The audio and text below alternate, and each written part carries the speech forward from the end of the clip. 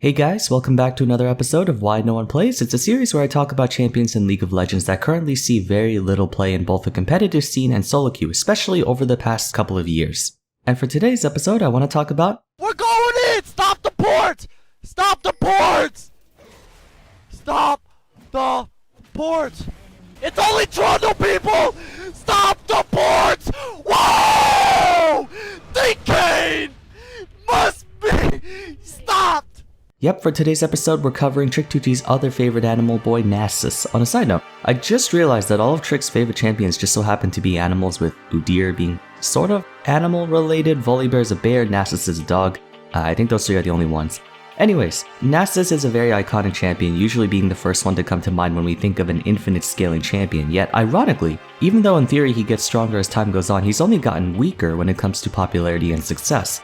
Before we get into this video though, I understand there are still quite a number of Nasus mains out there, and those who have been following the series for a long time know I like to post these videos on each champion's respective subreddit, so if you're watching from there, let me first start off by saying welcome, and I hope you enjoy the discussion, but I also want to add a disclaimer that this video, and by extension the whole series, is not meant to disparage a champion, and I'd like not to persuade anyone against playing him. Quite the opposite. The whole point of this series is to bring to light obscure and possibly underrated champions by talking about reasons as to why they might be picked much less frequently than those who are popular. More importantly, what can be done to fix that. So if you find this video enjoyable, then please be sure to leave a like, comment down below, and share this with your friends. After you're done watching this episode, check out my other League videos if you're interested, and if you want to support my channel, consider donating through PayPal or Patreon, it would be very much appreciated, but for now, let's just get started.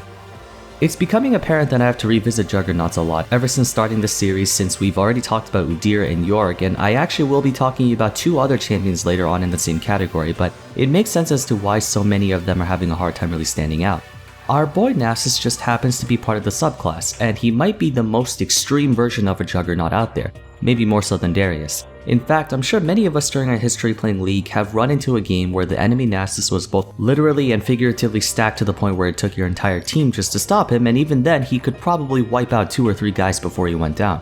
Interestingly enough, Riot has been keeping tabs on him, with sparse but effective maintenance. Over the past 5 years, while it's only been like once a year, he's been steadily buffed over time. In fact, Nasus hasn't been nerfed since Season 4, which is over 6 years ago.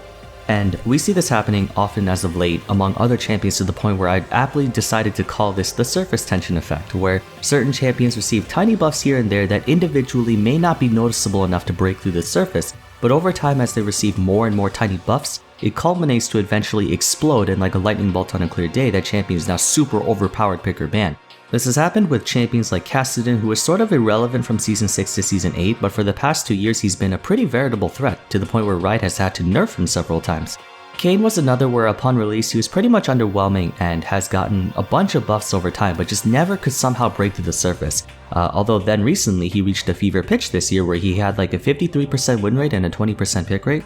It was short-lived, but still one nonetheless. One last example would be Shen, who got slammed pretty badly after his rework due to how amazing he was in pro play, but then kept getting small, minute buffs and then became an insanely powerful carry tank in the better part of Season 10.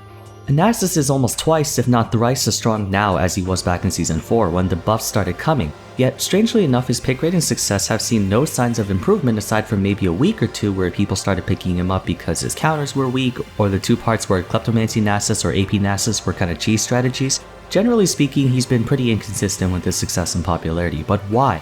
He received buffs of similar or greater importance than some other surface tension champions, but notice something different about those champions versus Nasus. Bringing us to the first and biggest problem with him. He's a stat checker who is too slow. Stat checkers are a sore spot for the game because unlike other competitive games like first-person shooters or fighting games where much of a player's success is dependent on their individual skill rather than the characters and equipment they use, League of Legends does unfortunately have less skill agency compared to the other games, at least in terms of individual performance. But League of Legends is a 5 vs 5 team game, so much of your contributions and equity towards a victory or a loss hinges on game knowledge, not so much mechanics. Nasus remains as one of the very few stat checkers still left in the game, others being Mundo, Garen, Olaf, just to name a few. There's not much that can be done to outplay Nasus, considering he literally just runs towards you and hits you until you die. The only way to really beat Nasus, at least in a 1 vs 1, is to carry a bigger stick than he does, or I guess carry a bigger cane than him, but it's the same basic principle. And Riot has been phasing out stat checkers because of the increasing desire for mechanical outplay. That's why newer juggernauts added to the game are more sophisticated in their neutral game. Players generally feel a greater sense of accomplishment when beating their opponent through merit of their own ability. Not only that, but due to his theme, he's just a very slow champion. Sure, through his buffs, it's now a lot easier to obtain a high number of stacks without waiting until 30 to 40 minutes, but that doesn't change the fact that relatively speaking, if we compare it to other champions, players would have to spend an exorbitant amount of time to reach his ideal state of gameplay.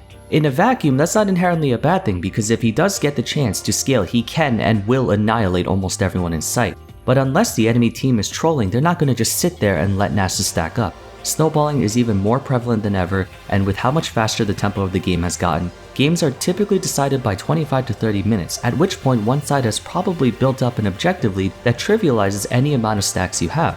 There are just too many things that can go wrong before Nasus has his chance. And some of you might be asking about Veigar. What about Veigar? How come he's able to hold his own even in the mid game while being able to literally one-shot everyone in the late game, yet Nasus can't? For a simple reason, Veigar's infinite scaling directly impacts his entire kit since his passive grants him bonus ability power, not bonus damage.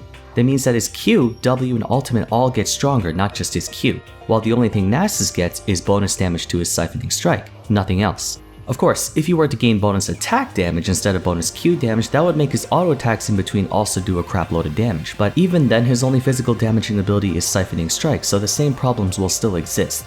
Next problem Nasus has is that for an infinite scaler, he actually gets weaker as time goes on. Nasus is at his strongest during the mid game around 20 to 25 minutes, not late game, contrary to what many players believe. The reason being is because while yes, his Q can do thousands of damage, it's a single target ability on a very slow champion with no hard crowd control, meaning proper peel can easily stop him from getting anywhere close to a priority target. Even a single tank is enough to stop him actually, because damage scaling is linear while resistance scaling is exponential. In other words, 1 point of armor outpaces 1 point of damage. So while someone like Sign or Ornn will eventually lose to him in an extended 1v1, they'll still be able to tank more than enough Qs for their carries to destroy Nasus even with Spirit Fire shredding their armor. That being said, Nasus does scale well, make no mistake, but so do most other champions, and while his damage ramps up over time, his survivability really doesn't. You may think that his ultimate provides him with enough health and resistances, along with the fact that he builds generally tanky after the first item, enough to keep him alive, but remember that he still has to get in range of his opponents.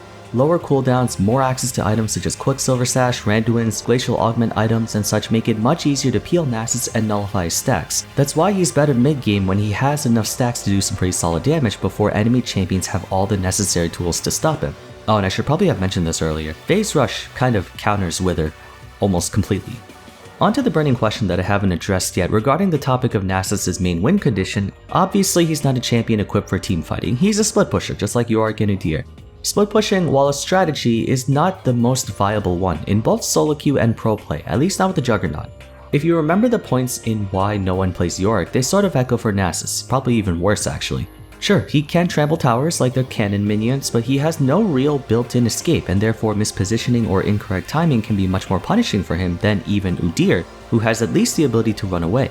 The reason why split pushing has never been a very viable strategy, especially in solo queue, is because in order for it to work correctly, 3 things need to be done. 1. The enemy team needs to be behind enough to face a net loss by sending 2 or 3 people to stop you. 2. Your team needs to be competent and, more importantly, cooperative enough to play around your split push and not recklessly run into a 4v5 confrontation. And 3rd, you yourself need to be strong enough to draw that much pressure. None of this matters if you're 1-7 Nasus with 200 stacks by 20 minutes. And in pro play, you have voice communications and a better overall understanding of macro among the teams, so it's difficult to really punish those teams for being unaware enough to let a split push happen. And because of how much more true damage, percent max health damage, grievous wounds, and armor penetration there is in the game, Darius, Ryze, Camille, Malphite, Fiora, there are many more champions that can match him or even beat him 1v1 late game regardless of how many stacks he has, and I guess to a rare extent Master Yi. Combine this with what I said earlier about how so many things can go wrong before Nasus is at the point where he can 2-shot towers. It's not about how big your numbers are, it's about what you are able to do with said numbers. Nasus could have 1,000 stacks, but there's very little he can do against a 6-item Vayne with a QSS and a Lulu right next to her, even worse if she has Mikhail's. Moreover, a 6-item Darius can outduel him and do more in a teamfight because a 5-stack bleed Darius has like 600 AD. He's in a bit of a rough spot because he doesn't necessarily need a visual gameplay update, but compared to his brother Renekton, Nasus is aging extremely poorly. Riot can't afford to be too careless with giving him more power because again, as a stat stick champion, if his stats are high enough that will suffocate any counterplay, but if they're too low, there's nothing he can do. I guess the best solution I have is to lower his base stats, such as the amount of lifesteal from his passive, the armor and health bonuses from his ultimate, and maybe even the movement speed slow on Wither. In exchange, maybe allow for his Q stacks to affect the rest of his kit. Alternatively, we can try to incorporate some form of skill expression in his kit by perhaps adding a component where maybe using a Wither on a target standing in Spirit Fire for more than a second and a half roots them in place. Or casting Spirit Fire on a target withered for at least 3 seconds will deal a burst of % health magic damage. I'm just, throwing out random ideas. But something like that, something to make his approach a lot less telegraphed and maybe add ways that you can go for other builds besides just Triforce 1000 stack Nasus. In short, he's struggling to keep up with the growing speed of games as well as being a split pusher who lacks the necessary tools to do it safely and quickly. Also, there are just more champions in the game that can not only crush him in lane before he can do anything, but also be able to compete with him during the mid and late game. So for all the Nasus mains out there, if you could devise a rework for him, how would you get it done? I'm curious about what you have in mind since you know his strengths and weaknesses better than I do. It's just, as of right now, he's too polarizing of a champion who isn't really able to contribute that much relative to other top laners who have far more consistency. And that's about it for today, I think. Thanks to everyone who made it all the way to the end of the video, hope it was worth your time. Once again, please don't take this video as me hating on the champion. I like me Nasus game every once in a while, but it can definitely be frustrating to try to play him in this day and age. He's a great champion to play for fun because he's sort of like Udyr, where you get to basically play your own game of League of Legends and sort of ignore everyone else, essentially turning it into a 1v5. Once again, if you'd like to support my channel, best way you can do so is like, comment, share the video, subscribe for future uploads, and check out my Discord server if you want to play with others. Lastly, if you feel generous enough, please consider donating to my channel either through PayPal or Patreon. It would mean a lot to me. But for now, that's it for today. Thank you guys so much for watching, and I hope to see you again soon for the next video. Take care.